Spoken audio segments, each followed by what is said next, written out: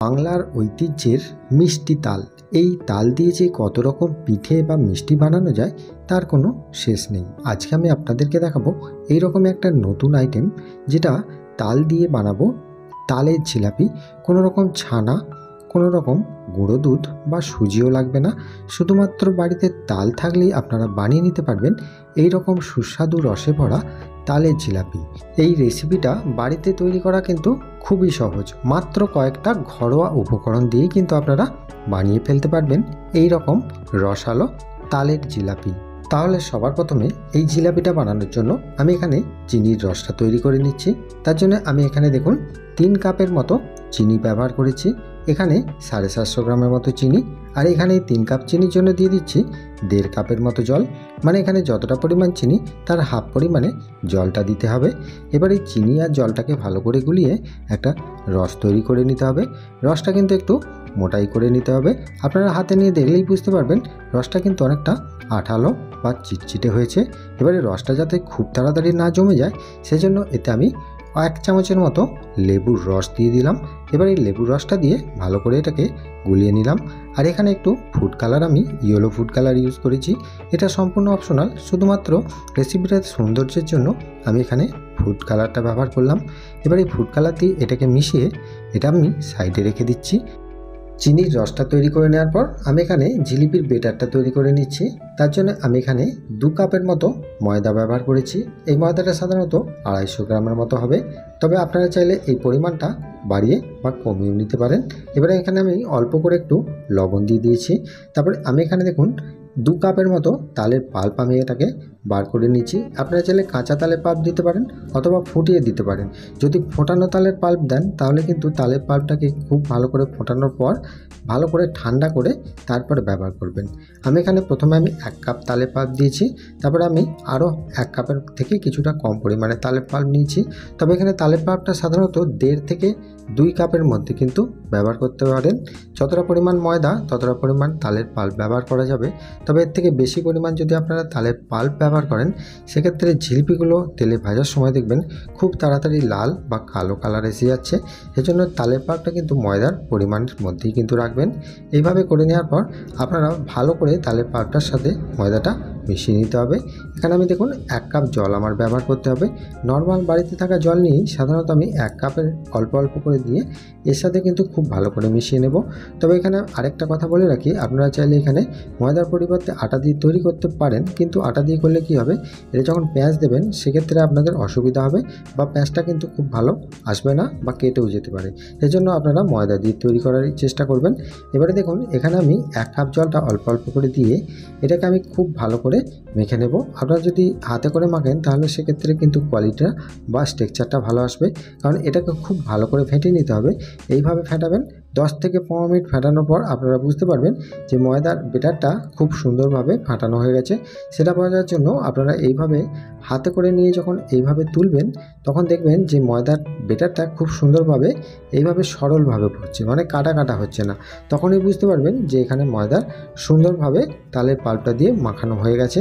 এবার এখানে আমি দিয়ে দিচ্ছি 4 চা চামচের মতো আলো চালের গুঁড়ো। এখানে সাধারণত আতপ চালের গুঁড়োটা দেবেন, এখানে সেদ্ধ চালের গুঁড়ো কিন্তু দেওয়া যাবে না। এবারে এখানে দিয়ে দিচ্ছি 1 চা চামচের 4 ভাগের 1 ভাগের বেকিং সোডা থেকেও কিন্তু আমি 2 ভাগ করে নিলাম, দিয়ে 1 ভাগ দিলাম। মানে এখানে বুঝতে পারলেন সোডার পরিমাণটা কতটা দিলাম। এই অল্প করেই কিন্তু সোডাটা দিতে হবে, এর থেকে বেশি পরিমাণ দিলে এটা কিন্তু খুব খাস্তা হয়ে যাওয়ার কারণে দেখবেন খুব তাড়াতাড়ি কিন্তু নরম হয়ে যাচ্ছে, এর কোয়ালিটিটা খুব একটা ভালো আসবে না। সেজন্য এই উপকরণগুলো দিয়ে ভালো করে মাখিয়ে নেবেন। আর এর কনসিস্টেন্সিটা সাধারণত খুব বেশি পাতলাও না হয় আর খুব বেশি মোটাও না থাকে। সেই জন্য দেখুন এটাকে মেখে নেওয়ার পর অল্প অল্প করে জল যতটা লাগবে ততটা দিতে হবে কনসিস্টেন্সিটা বুঝে। এবারে দেখুন এটা আপনারা বুঝবেন কী করে কতটা পাতলা বা নরম আছে।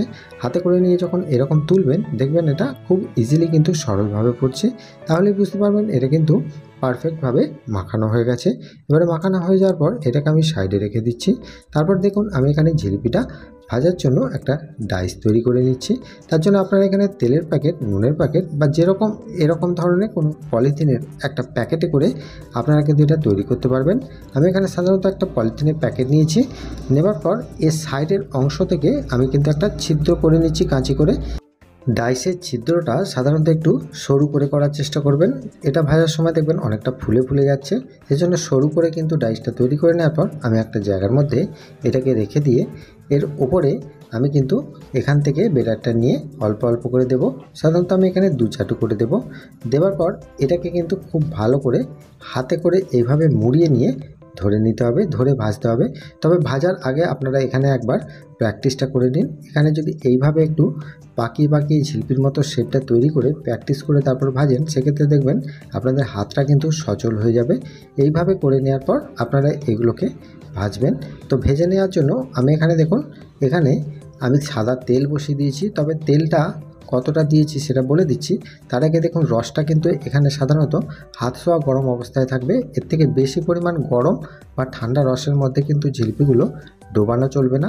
এজন্য এই রকম রসটা রাখার পর এখানে দেখুন যে তেলটা আমি একটা প্যানে বসিয়েছি, তেলটা কিন্তু সাধারণত কড়ার ভর্তি নেই, মোটামুটি তলার দিকে আছে। সাধারণত 1 ইঞ্চি তলার মধ্যেই কিন্তু এই তেলটা রয়েছে। এবার এই তেলের টেম্পারেচারটা একবার দেখে নিই কতটা কীরকম আছে।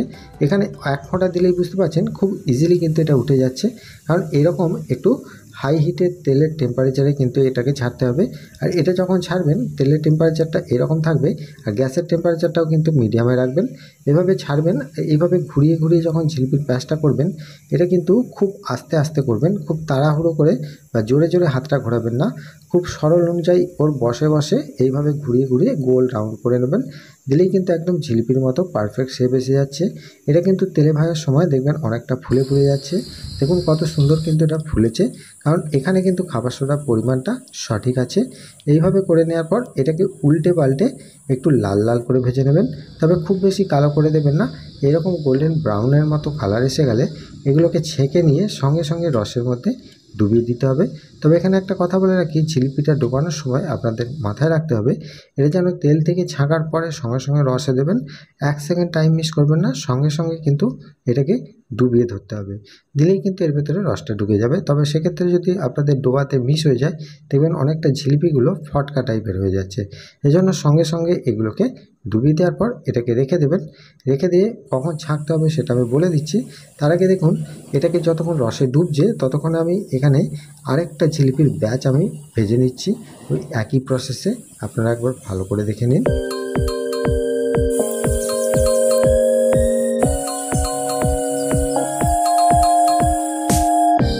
ওই জিলিপিগুলো ছেড়ে দেওয়ার পর আপনারা উল্টে পাল্টে যখন ভাজবেন, তখন কিন্তু দেখবেন যে আমি যে আগে যে জিলিপিগুলো রসে দিয়েছি সেগুলো কিন্তু রসে অনেকটা টইটম্বুর হয়ে গেছে। কারণ দেখুন এখানে খুব বেশিক্ষণ ধরে রসের মধ্যে রাখাও চলবে না, আবার খুব কম সময়ের মধ্যে রাখা চলবে না। সাধারণত এখানে 3 মিনিটের মতো রসের মধ্যে রাখলেই আপনারা দেখতে পাবেন যে এখানে টিপলেই বুঝতে পারছেন যে রসটা কিন্তু বেরিয়ে বেরিয়ে আসছে, খুব সফট হয়ে গেছে। তার মানে কি এর ভেতরে রসটা সঠিকভাবে ঢুকে গেছে। আর এখানে রসে রাখার কোনো দরকার নেই, কারণ এখানে একটা ব্যাচ ভেজে নেওয়ার পর আবার একটা ব্যাচ আমি যখন ফেলবো সেই জন্য কিন্তু আমি এটাকে তুলে নিচ্ছি। কারণ এই জিনিসটা মাথায় রাখবেন, যখন একটা ব্যাচ ভেজে নেবেন আর একটা ব্যাচ ফেলবেন, তার মাঝে যতটুকু টাইম থাকে ততটুকুই কিন্তু রসের মধ্যে রাখলেই হবে। এবারে এইভাবে রসের মধ্যে কিন্তু আমি পরপর একই রকমভাবে সমস্ত জিলিপিগুলো ভেজে নিয়ে আমি কিন্তু রসে ডোবাবো, আর এই একই রকম পদ্ধতিতেই কিন্তু তুলব। এবারে দেখুন এখানে জিলিপিগুলো কত সুন্দর সফট হয়েছে, আপনারা নিশ্চয়ই দেখেই বুঝতে পারছেন। এইভাবে আমি প্রত্যেকটা জিলিপিকেই ভেজে রসের মধ্যে ডুবিয়ে ডুবিয়ে তুলে নেব। তো বন্ধুরা দেখলেন তো কত সহজ হয়ে কত সুন্দরভাবে এই রেসিপিটা বানানো যায়। একদম নতুন রেসিপি, ইউটিউবে এখনও পর্যন্ত ফেসবুকে বা ইউটিউবে এই রেসিপিটা কিন্তু কেউ দেয়নি। এইভাবে করবেন। আমি একটা ভেঙে আপনাদেরকে দেখাচ্ছি। জিলিপির ভেতরে যে কত সুন্দর রস ঢুকেছে, নরম দুধ তুলে একদম ছানার জিলাপির মতো খেতে, মুখে দিলেই মিলিয়ে যাবে। আর আপনারা চাইলে এটা 2 থেকে 3 দিন বাড়িতে নর্মালভাবে রেখেও কিন্তু খেতে পারেন। তো বন্ধুরা আজকের রেসিপিটা আপনাদের কেমন লাগলো সেটা আমাকে প্রত্যেকবারের মতো কমেন্টে জানাতে অবশ্যই ভুলবেন না। ভালো থাকবেন, সুস্থ থাকবেন। দেখা হচ্ছে আবার অন্য কোনো মিষ্টি রেসিপি নিয়ে। নমস্কার।